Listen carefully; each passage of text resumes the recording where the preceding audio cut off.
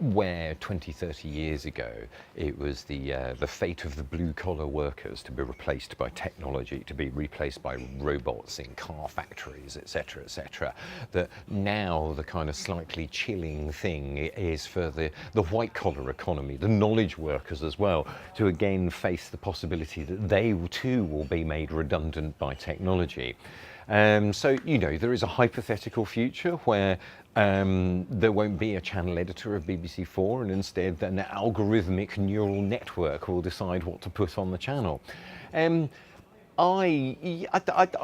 deeply ambivalent about that future, because there's an element of it which is kind of, well, I quite enjoy the job that I have, but I'm also quite curious about what that future will be like. I'm also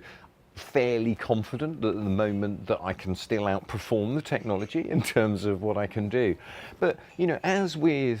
the technology of robotics and blue-collar working and all the rest of it,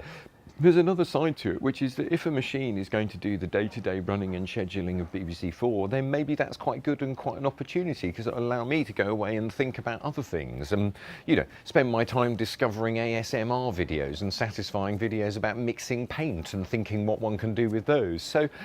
I think, as always with the world of AI, there's a kind of utopia and a dystopia, and they both go hand in hand. And I think you just want to see if you can navigate the tightrope between the two.